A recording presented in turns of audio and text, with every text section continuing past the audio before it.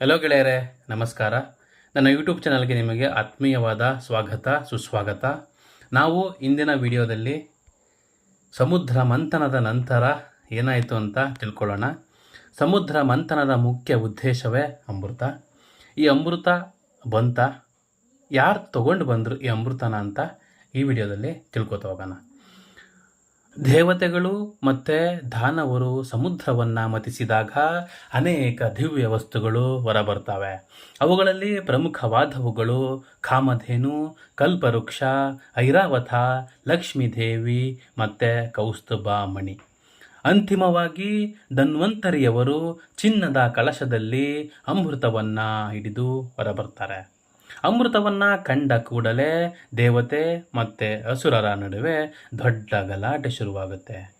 ಈ ಅಮೃತವು ಯಾರಿಗೂ ಸಿಗಬಾರದೆಂದು ಅದನ್ನು ಸಂಪೂರ್ಣವಾಗಿ ಕಬಳಿಸಲು ರಾಕ್ಷಸರು ಪ್ರಯತ್ನಿಸುತ್ತಾರೆ. ಈ ಸಂದರ್ಭದಲ್ಲಿಯೇ ಮಹಾವಿಷ್ಣು ಒಂದು ಮಂತ್ರ ಮುಗ್ಧೆಯಾದ ರೂಪವನ್ನು ತಾಳ್ತಾರೆ.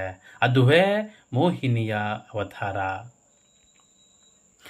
ಮೋಹಿನಿಯಾಗಿ ಅವತಾರ ಎತ್ತಿದ ವಿಷ್ಣುವು ಹೀಗೆ ಅವರ ಲೀಲೆ ಮುಂದುವರಿಯುತ್ತೆ.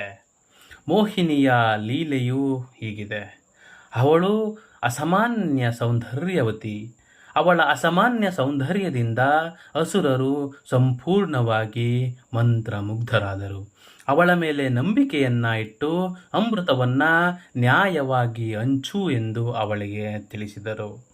ಮೋಹಿನಿ ದೇವರು ಮತ್ತು ಅಸುರರನ್ನು ಬೇರೆ ಬೇರೆ ಸಾಲಿನಲ್ಲಿ ಕುಳ್ಳಿರಿಸಿ ಹಂಚುತ್ತೇನೆ ಅಂತ ಮಾತನ್ನು ನೀಡ್ತಾಳೆ. ಆದರೆ ವಾಸ್ತವವಾಗಿ ಅವಳು ಅಮೃತವನ್ನು ದೇವತೆಗಳಿಗೆ ಮಾತ್ರ ನೀಡ್ತಾಳೆ, ಅಸುರರಿಗೆ ಕೊಡುವುದೇ ಇಲ್ಲ.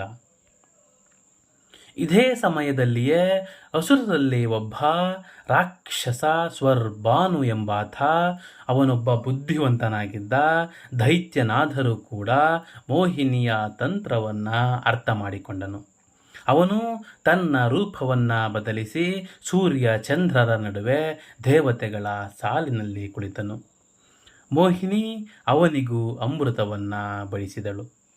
ಆದರೆ ಅಮೃತವು ಅವನ ಗಂಟಲಿಗೆ ತಾಗುವಷ್ಟರಲ್ಲಿ ಸೂರ್ಯ ಚಂದ್ರರು ಅವನನ್ನು ಗುರುತಿಸಿ ಅದನ್ನು ವಿಷ್ಣುವಿಗೆ ಹೇಳ್ತಾರೆ. ವಿಷ್ಣುವು ಕೂಡಲೇ ತನ್ನ ಸುದರ್ಶನ ಚಕ್ರವನ್ನು ಬಳಸಿ ಸ್ವರ್ಭಾನುನನ್ನು 2 ತುಂಡಾಗಿ ಮಾಡ್ತಾನೆ. ಆ ರಾಕ್ಷಸನ ತಲೆಯ ಭಾಗವು ರಾಹು ಆಯಿತು, ದೇಹದ ಭಾಗವು ಕೇತು ಆಯಿತು. ಅವನು ಅಮೃತವನ್ನು ಸ್ವಲ್ಪವಾದರೂ ಕುಡಿದಿದ್ದರಿಂದ ಅವನು ಸಾಯಲಿಲ್ಲ, ಬದಲಾಗಿ ಅಮರನಾಗ್ತಾನೆ. ನಂತರ ಬ್ರಹ್ಮನು ಅವರಿಗೆ ಗ್ರಹಗಳ ಸ್ಥಾನಮಾನವನ್ನು ನೀಡ್ತಾನೆ. ರಾಹುವನ್ನು ಅಂದರೆ ಸ್ವರ್ಭಾನುವನ್ನು ಗುರುತಿಸಿದ್ಯಾರು ಅಂತಂದರೆ ಸೂರ್ಯ ಚಂದ್ರರಾಗಿದ್ದರು. ಇದಕ್ಕಾಗಿಯೇ ರಾಹು ತನ್ನ ಶತ್ರುಗಳಾದ ಸೂರ್ಯ ಚಂದ್ರರನ್ನು ಪ್ರತೀಕಾರಕ್ಕಾಗಿ ಹಿಂಬಾಲಿಸುತ್ತಾನೆ. ಅವನು ಹಿಡಿದಾಗಲೇ ಗ್ರಹಣ ಸಂಭವಿಸುತ್ತೆ ಎಂಬ ನಂಬಿಕೆಯೂ ಇದೆ. ಅದುವೇ ಸೂರ್ಯಗ್ರಹಣ, ಚಂದ್ರಗ್ರಹಣ. ಕೇತು ತಲೆ ಇಲ್ಲದ ದೇಹದ ಭಾಗ. ಆದ್ದರಿಂದ ಅದು ವೈರಾಗ್ಯ, ಮೋಕ್ಷ ಮತ್ತು ಆಧ್ಯಾತ್ಮದ ಸಂಕೇತವಾಗಿದೆ. ಸಮುದ್ರ ಮಂಥನದ ನಂತರ ಏನಾಯಿತು, ಇದಕ್ಕೆ ಏನಾದರೂ ಸಾಕ್ಷ್ಯಗಳು ಇವೆಯಾ ಅಂತ ನೀವು ಕೇಳೋದಾದರೆ, ಹೌದು, ಇದಕ್ಕೆ ಸಾಕ್ಷ್ಯಗಳು ಇದ್ದಾವೆ. ಭಾಗವತ ಪುರಾಣದ 8ನೇ ಸ್ಕಂದ ಅಧ್ಯಾಯ 7ರಿಂದ 9ರಲ್ಲಿ ಇದನ್ನು ತಿಳಿಸಲಾಗಿದೆ. ವಿಷ್ಣು ಪುರಾಣದ 1ನೇ ಖಂಡ ಅಧ್ಯಾಯ 9ರಲ್ಲಿ ಇದರ ಬಗ್ಗೆ ಉಲ್ಲೇಖಿಸಲಾಗಿದೆ. ಮಹಾಭಾರತದ ಆದಿ ಪರ್ವ ಅಧ್ಯಾಯ 18-19ರಲ್ಲಿ ಇದರ ಬಗ್ಗೆ ಉಲ್ಲೇಖಿಸಲಾಗಿದೆ. ಹೀಗೆ ಅಮೃತದ ಪ್ರಾಪ್ತಿಯ ನಂತರ ವಿಷ್ಣುವಿನ ಮೋಹಿನಿಯ ಅವತಾರದಿಂದ ದೇವತೆಗಳಿಗೆ ಜಯ ದೊರಕುತ್ತೆ. ರಾಹು ಕೇತು ಜನ್ಮ ಪಡೆದು ನವಗ್ರಹಗಳಲ್ಲಿ ಸ್ಥಾನ ಪಡಿತಾರೆ. ಇಲ್ಲಿಯವರೆಗೆ ನೀವು ನೋಡಿದ್ದು ಸಮುದ್ರ ಮಂಥನದ ನಂತರ ಅಮೃತ ದೊರೆತಾಗ ವಿಷ್ಣುವಿನ ಮೋಹಿನಿಯ ಅವತಾರದ ಲೀಲೆ ಹಾಗೂ ರಾಹು ಕೇತುವಿನ ಜನನ.